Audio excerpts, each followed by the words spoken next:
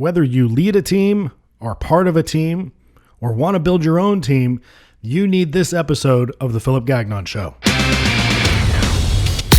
This is the #1 podcast for real estate brokers and leaders. You're listening to The Philip Gagnon Show. Hello and welcome to this week's edition of The Philip Gagnon Show. I am your host, Philip Gagnon. Special guest with me today, he is the principal consultant of the Table Group, David Hoyt. How are you, David? I'm doing great. Thanks for having me, Philip. It's my pleasure. Thank you for being here. So the Table Group is an interesting organization because this is the consulting arm of Patrick Lencioni's work, I guess. Is that correct? It is. So it's even bigger than just consulting. The consulting arm is a big portion of what we do, but the Table Group also puts on a major annual event called the Unconference. It's through the Table Group that Pat publishes his books, does his speaking, and we have a number of resources as well. But probably the biggest thing we do is the consulting piece, of which I'm part of. Wonderful. So Pat obviously wrote a phenomenal book, one of my favorite books of all time, changed my life, which is The 5 Dysfunctions of a Team. So if you wouldn't mind, just give us a brief sort of overview of that book and what it's designed to do. Sure. First, I'll start with the title. People typically get a kick out of the title, The 5 Dysfunctions of a Team. A positive way to talk about the principles from the book would be 5 behaviors of cohesive teams. When we work with teams, I usually spend more time talking about behaviors of cohesive teams. But when it comes to book sales, we found nothing sells books like talking about dysfunctions. And in the book, Pat, all but one of his books are written in the form of a story. And so there's a team that's very relatable. I can't tell you how many leaders I've talked with that can identify with the characters on this team and Catherine, the CEO. And they have to, Catherine leads this team through overcoming these 5 dysfunctions. And in the story, there's a good amount of drama of quitting the team and so forth. But then the back 30 to 40 pages of the book really lays out the principles. So Pat's a great story writer. I encourage people to read the whole book, but if somebody wants to immediately get to the meat of any of his books, you can always go to the back part, the last 30 or 40 pages where he really lays out the principles. Wonderful. So the first part of that book, as you mentioned, is a story, a fictitious story, although it doesn't feel so fictitious, but it's a fictitious story about the CEO, Catherine, who comes in, kind of takes over this company, and then she's got to kind of weed through these challenges and share some of her experiences and what she's learned. And I'm assuming this is not true story. Is that correct? It is not a true story. It is not an actual team. But a lot of the stories and examples that the team in the book works through is truly based on real life examples. So it's not one team, it's not one organization, but about every example, story, theme in the book, you could trace to a team that Pat has worked with and something that he has truly experienced. So speaking for myself, the first time I read the book, I think I read it in probably 2 hours. I couldn't put it down. It was fantastic. So definitely well worth the read. And it's not very long. So you mentioned earlier about behaviors, and this is really the study of behaviors. So what are these 5 behaviors and why are they a problem or not a problem? So the 5 behaviors, and they build on each other. The foundation is trust. Now, if somebody's never read any of Pat's books and just said, hey, what is a core foundational anchor behavior on a great team? Somebody probably could have guessed and said trust and come up with it. So no one is shocked by that. What's unique about the type of trust that we're talking about is we call it vulnerability-based trust. Now, there's 2 types of trust. The first is what we call predictive trust. And that's where, Philip, if you and I work together for a significant amount of time, you would be presented with a decision or a set of circumstances. And with a pretty high degree of accuracy, I could probably predict how you would react, how you would respond, what you would do, because I've seen you in that situation before. And that's predictive trust. But what we're really talking about, great teams have this vulnerability-based trust. What it doesn't necessarily mean is that somebody's always off in the corner crying or anything like that. But what it does look like, here's the language we know or we hear often when a team gets it. We hear things between them such as, I'm sorry, you're better at that than I am. Acknowledge. But those are genuine statements, not No, like a passive aggressive or submissive way, but those are it flows. genuinely people It's saying like, that. yeah, people, right. It's not political. It's not passive aggressive. Like they genuinely mean it. And it's not like you have to beat them over the head or it's the rare exception. They just quickly acknowledge like what people are better at than they are. And they quickly and easily ask for help. And that's when a team gets it. Another way that we describe this vulnerability-based trust is it's a psychologically safe environment, meaning you can just show up, be yourself. You don't have to position. You don't have to come in all armored up.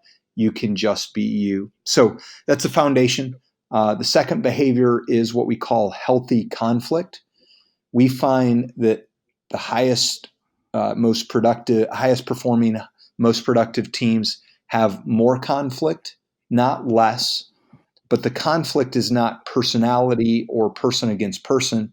It is healthy conflict, debate, dialogue about ideas for the sake of making decisions and making the best decisions possible for the team and organization. People don't hold back. They don't live in what we call artificial harmony. The third behavior is shared commitment. So basically, we use terminology with teams. Oftentimes, they have the ability to disagree yet commit.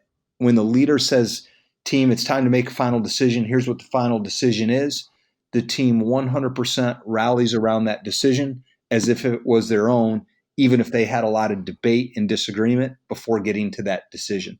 They don't do what we call alligator arms decision, where that's you kind of go out and halfway implement or activate, or maybe it's totally passive aggressive. You nod in the meeting and act like you agree, and then you go out and do your own thing. We've all seen that happen, obviously a sign of a dysfunctional team. The fourth behavior is what we call peer-to-peer accountability. It's not just the leader holding the team accountable to both behaviors and decisions. Everybody on that team, regardless of title or position, holds one another accountable. And then the fifth behavior is a focus on collective results. When I work with executives, they, of course, say, oh, of course, we're results focused. The question is, whose results? Your personal, individual, departmental, divisional results, or on the collective results of the organization, more so than just promoting your own agenda as a leader. So those are the five behaviors. So there's obviously some overlap in what you do and what I do, and I'd like to just talk about for a second, just talk about a couple of these, starting with trust. So if you're a member of a team, which is obviously different than leading a team or being the head of an organization, if you're a member of the team, it's pretty obvious when there is not trust among the team members. But if you're leading a team or the head of an organization, how does that lack of trust among team members manifest itself? Good question. Usually it comes out in the form of a lot of team politics. And one of the signs of a healthy organization is that there's minimal politics. And a way that we like to describe politics is the moment that I begin to change the message based on who's in the room, I'm being political. And we all have been guilty of being in a conversation with an individual or a couple folks. Suddenly somebody walks into the room or walks into the conversation unexpectedly, and everybody shuts up, or the tone of the conversation changes dramatically. And that's politics. When we lack trust, we have all these hallway, water cooler, one-off conversations. When we have high trust, we can be open, genuine, and just say what we mean what we say. So for the leader, in fact, I met with a leader earlier today, Philip, and we were talking about this very issue. We call it hub and spoke accountability. Folks on his leadership team don't go direct to each other with issues and problems. They go to him as the CEO leader, and he feels like he's this constant hub and spoke, hearing the gripes of team members about each other, and it's literally driving him crazy. So speaking from experiences where I've witnessed that in the past, I mean, how much of that is that CEO enabling that behavior? We talked, he and I had that very same conversation, that the only way the team is going to change that behavior is he has to first change his behavior and quit putting himself in the middle. Is the moment that he begins to hear the tone of the conversation going about talking about another teammate, is ask the question, have you talked to them directly about it, and get out of the way and refuse to have the conversation. And we also talked about when team members don't get this, and they don't go direct, it may be calling in them together and essentially having to facilitate, mediate a little bit of a conversation that is not ideal. But it's saying, I am no longer going to be in the middle. The two of you are going to talk together, and I may just sit there and watch and keep pushing you back to each other. But we're going to cut out this triangulation or this hub and spoke way of operating. And that obviously requires a lot of discipline on behalf of the leader, the CEO. Dealing with a lot of entrepreneurial types, they're sort of, let's just fix it now, let's be done, or I'll handle it, or whatever. How do you get them to want to change that behavior? It's, you use the word discipline, and as a firm, in terms of what we do, we help leaders master what we call 4 disciplines of organizational health. And the first is around building a cohesive leadership team, and that's where these 5 behaviors are the 5 behaviors of cohesive leadership teams.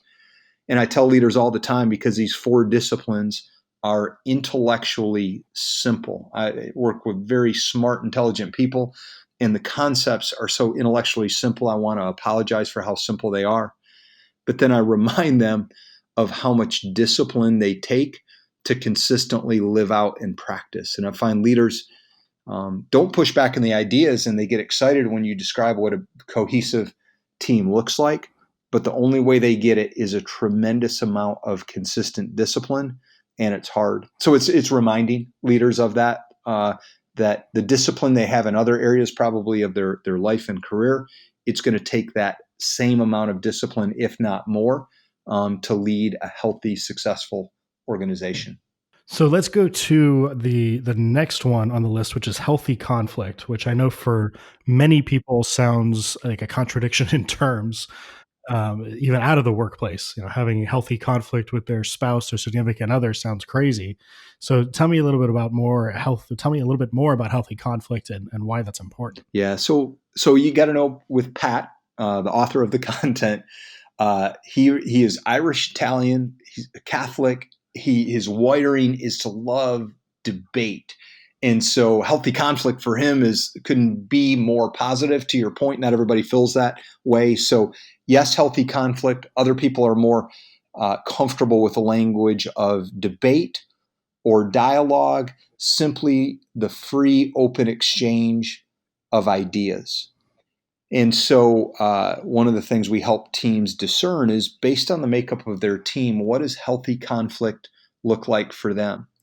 I remember I worked with an Air Force Special Operations team a while back, and healthy conflict on them looked very different from the church leadership team that I worked with the very next week. And I remember those 2 extremes. The language was so colorful, the passion, the how they communicated special ops would have never worked in the church environment. So I thought you were going to say the other way around. Maybe, but it's what's appropriate for the team. But here's the big thing: it's that I am not holding back when we are debating important topics, issues, decisions for the sake of the team. I have a personal litmus test that I use. Is if it was in some kind of a business meeting where we're debating a decision, or I also use this around accountability.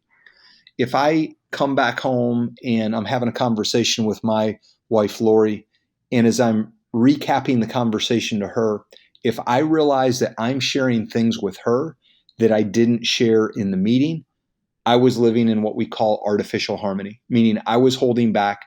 I didn't have the courage to truly speak what was on my mind.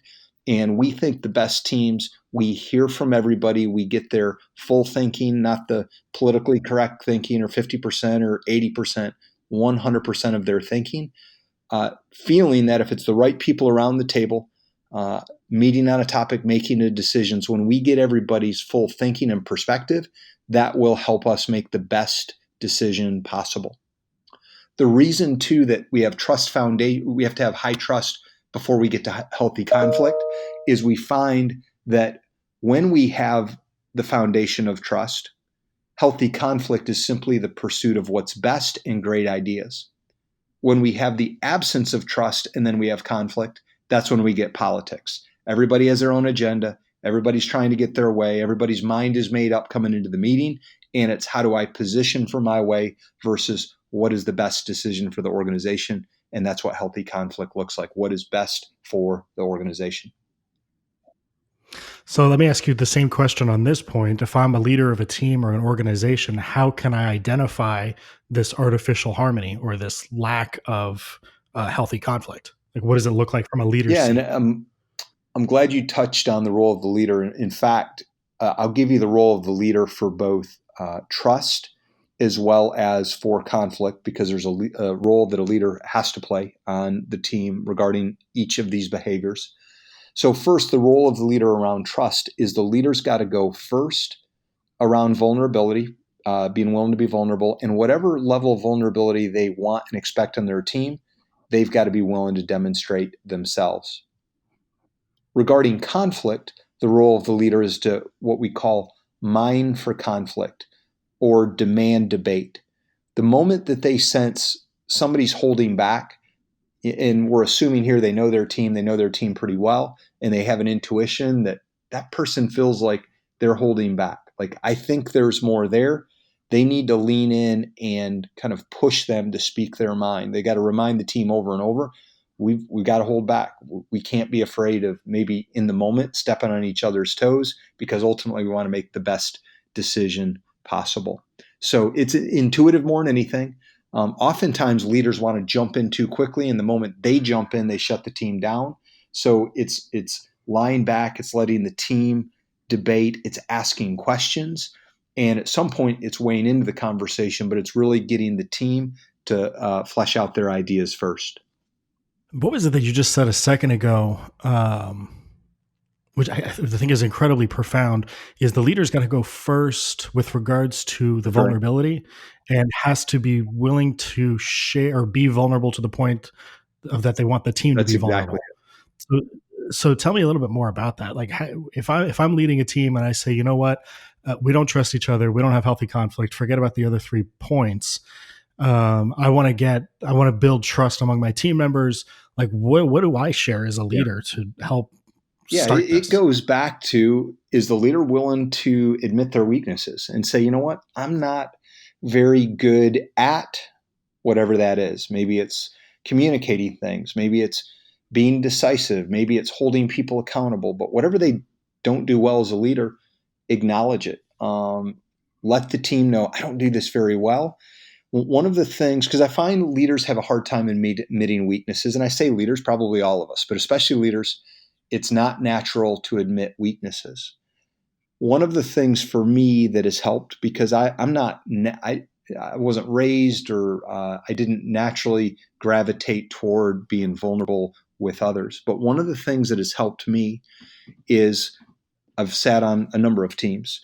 And when I think about sitting on a team with other team members, if someone ever asked me the question, no, not that anyone ever would, like, hey, what are the weaknesses of your team members? What are the mistakes they've made? There's not a team that I've ever been on that I would have had a hard time identifying a weakness or a mistake made by a team member. Like, we know this about each other. And somehow as leaders, we think we fake it so well that our team members like think we're the second coming and got all our stuff together. And I remind them, like, I literally will tell them in a session of like, we're not going to do this out loud, but look at every face and name. And can you quickly and immediately identify something they don't do very well or a recent mistake they've made? And everybody laughs because they know it's true. And then it's like a reminder, if we can do that about them, don't you think they can do that about us? And so I equate vulnerability very closely to self-awareness. And it's simply having the self-awareness to know what we're not very good at or when we mess up a situation, and having the courage to to tell everybody. And very rarely are we informing of something they don't know. We're simply letting them know we know this about ourselves, and that builds trust on teams. So when a leader says we have low trust, the team's not very vulnerable, the challenge to them is you got to go first. And it looks like what we've just talked about. Admit your mistakes, admit your weaknesses, ask for help, let others on the team know when their ideas are better than yours, model it. That's what it really looks like on a team. We have some exercises that we'll do on teams to build trust and some sharing things. And that's all helps develop the trust muscle. But what I just described is really what it looks like and how it manifests itself on a high trust team. So there's a couple different companies that I'm familiar with right now that are in a little bit of turmoil internally. And so you've got a lot of people that are sort of mid-level that, lead a team, but they're also part of a team and they're below a team and all that kind of structure. And the environment is such that everybody's kind of worried for their jobs, worried for their position, what's going to be happening, what's coming. So showing or being vulnerable and admitting weakness could be, signing your death warrant, so to speak, without being too dramatic. So if I'm in the middle of an organization and I can't really affect too much change at the top, and I can only impact my team below me, how do I foster that team, create a high performing environment, show that vulnerability, but without digging my own grave? That's a really good question. That's a tough question. Obviously, it's situation by situation, environment by environment. But a couple things I would say there. In our consulting practice, for us, we first work at the top of the organization with an exec team, because one of the things we know about organizational health, it flows way better down than up. So if you're in the middle of the organization and you're in a dysfunctional environment, that's hard, and I acknowledge it. Now, that being said, there's a lot of leaders that are passionate about this work and want to have cohesive, healthy teams that aren't at the top. And I encourage them in their sphere of influence with the teams that they lead in the middle of the organization, start doing this work. And it will feel like at times you bump your head up against challenges higher up in the organization, but you can create a healthy team that's your team. And I've seen this happen on a number of occasions. There's a leader with the courage to step out and say, we're going to embrace these behaviors. We're going to get greater clarity on our team. And other teams in the organization begin to notice, and it spreads from team to team to team and ultimately works its way up. One of the other questions I would ask a leader that's in this situation is, that sounds like a pretty toxic environment, what you're describing. How fulfilled are they really? And what's at stake if they try to influence change and it doesn't go well? How desperate are they to hang on to that job, that position, that company? I believe talented leaders typically have options, and our purpose at the Table Group is to make life and work more fulfilling. And the moment that a work environment is not fulfilling, I don't want that for anybody. And I would encourage somebody to be courageous, to go in and tell the kind truth and influence change. And if that means they're no longer part of the organization, it's probably going to be better for them in the long term. I find people kind of die a slow death when they see the toxic environment around them and they choose to do nothing or feel helpless. It just begins to suck the life out of people. So I know a lot of different situations, and somebody just may feel like, I need this job and I can't leave. My hope would be they could get to a place that if it doesn't go well, they would know they would land on their feet. And there are so many great, healthy environments out there that they would be a better fit for. I mean, it's certainly a scary thing to ask somebody to do, is to put themselves in a situation to get fired, but hoping that there's something on the other side is, like you said, it takes courage for sure. To that point, Pat, so before starting the Table Group 20 plus years ago, he was in corporate America, a couple larger software organizations that everyone would know the names of. In his gifting, and I think his gifting in launching our consulting practice, was he was so good at what a principle we use is telling the kind truth.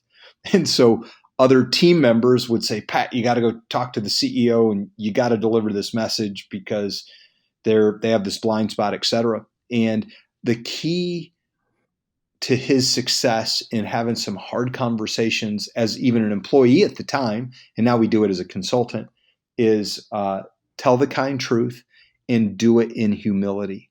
One of the things that we find with CEOs is they don't have a lot of people close to them that really tell them the truth. And if and when you do it in humility, they really seem to appreciate it if it's hard to hear. About every day, I'm talking to a CEO, and there's some level of probably telling them some tough feedback, some things that are difficult to hear. And I would say 99% of the time, I feel like they respond well when done in humility, and they know you're trying to help them. It's not a subversive agenda. So that's not a carte blanche promise that this can't backfire, but but that Sure. being kind of an anchor in our consulting practice, I feel like more times than not, by far, people hear it well, and there's not those the retribution or negative consequences. Similar question, but sort of different roles. So I'm again middle of the organization. The organization is dysfunctional to whatever degree, and one of my team members I don't have a relationship with. There's no trust. There's no healthy conflict. We're either in unhealthy conflict or the false harmony. So how would I go about dealing with that person that may not be on the same page that I am as far as this stuff goes? To me, it starts with a conversation. A lot of times we find, because of the artificial harmony, people don't even talk about this stuff. They ignore each other. They're passive aggressive. Uh, they're acting like things are fine when they're together, and then talk about each other behind the back, or all kinds of other negative behaviors. The challenge I would give is just go have a conversation. Part of vulnerability would look like whatever things that you've done to harm or maybe damage that relationship, take ownership of it and say, I want to work on the relationship. What have I done that's hurt the relationship from your perspective? And just have an open, honest, direct, frank conversation around the issues, and letting the person know, I want to have a stronger relationship with you. I'm committed to work at it on my end. What can I do for us to have a stronger working relationship? And done in a spirit of humility. Once again, more times than not, see those be breakthrough conversations. And what you also know with that is, if somebody is just going to completely stiff arm and not receive that, well, at that point, it's on them. But I find that to be the exception. We do, when there's a significant lack of trust among team members. Sometimes we'll have a little more of a formal sit down conversation with them. And what I ask in these instances, ask each team member to think on these three questions. The first is, what's the number one challenge in working with that other team member? Then give a couple very brief, specific examples. And then the third thing is, what do you propose? What would you propose to the other person that would strengthen the working relationship? And then it's not a one-way conversation. The other person answers those exact same three questions about me in this case, and then we have a conversation about that. And once again, it states what the issue is, an example to make sure we know what we're talking about, and then a recommendation. And more times than not, those conversations lead to breakthrough, because the recommendation is pragmatic and like, yes, I can work on that, or yes, I can do that better. And it's just, we call it entering the danger. It's having tough, uncomfortable conversations. And when teammates are willing to lead the way and model that, more times than not, it leads to breakthrough. I think that's wonderful advice and an exercise that anybody can participate in, without having to subscribe to a larger philosophy. That's right. So there's a lot of common themes that keep kind of coming back up here as we're talking, being brave, being humble. It's starting to sort of flesh out kind of what makes a good leader, strength, integrity, although you didn't necessarily say those things. What are some of the other skills that a leader can work on to make them more effective? So our core values at the table group are three things: humble, hungry, and smart. Pat's written another book called The Ideal Team Player, and he really fleshes out those virtues. So not just of a leader, but of any team player, one of the things that we found in 20 plus years of working with teams is these are foundational virtues if someone is going to embrace and live out well those five behaviors. Humility is, I think, pretty self-explanatory. However, some people can think, well, is the most humble person the most meek, the most mild, etc.? And that's not what we mean by humility.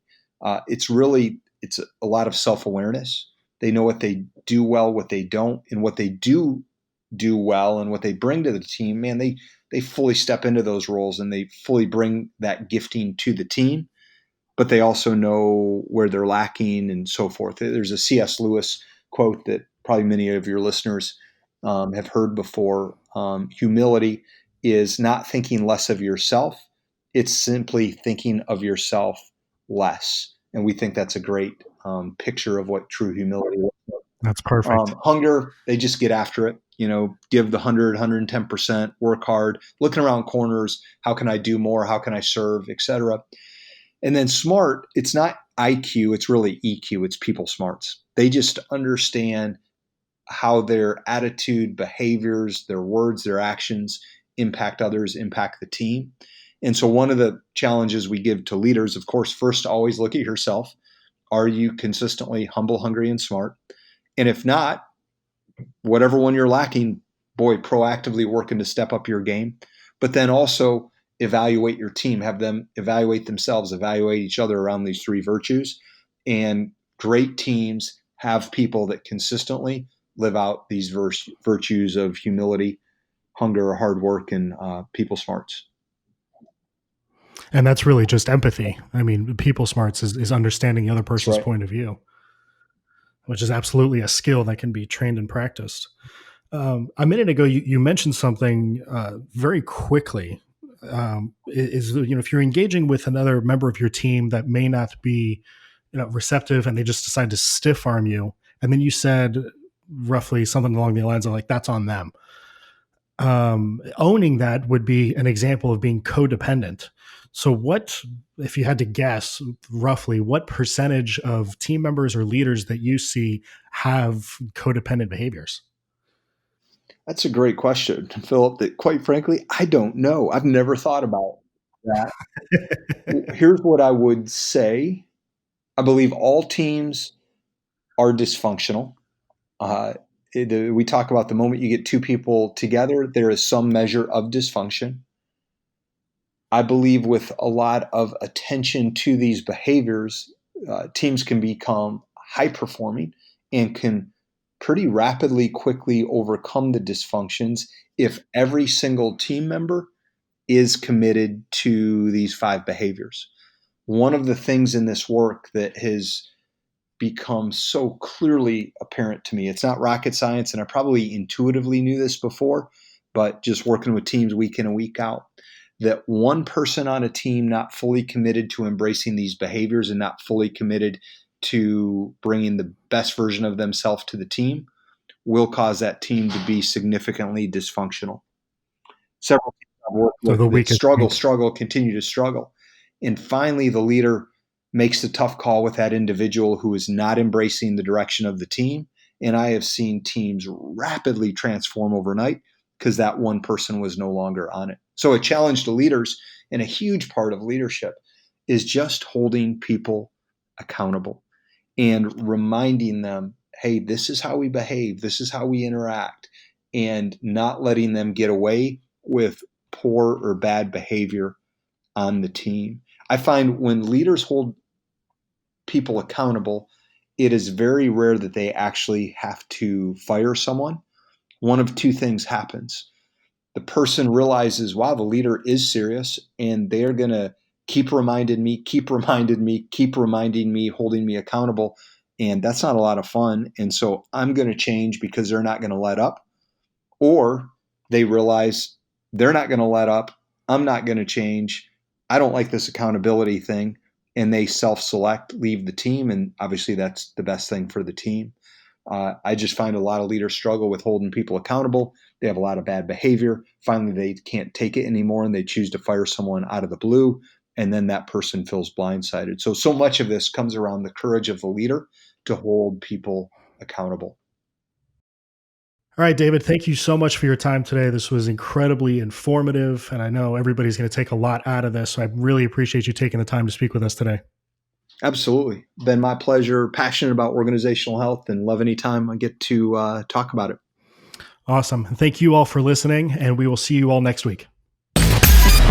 This was the Philip Gagnon Show. Be sure to visit us on Facebook at facebook.com/The Philip Gagnon Show and join in on the conversation, access the show notes, and discover some fantastic bonus content. The Philip Gagnon Show.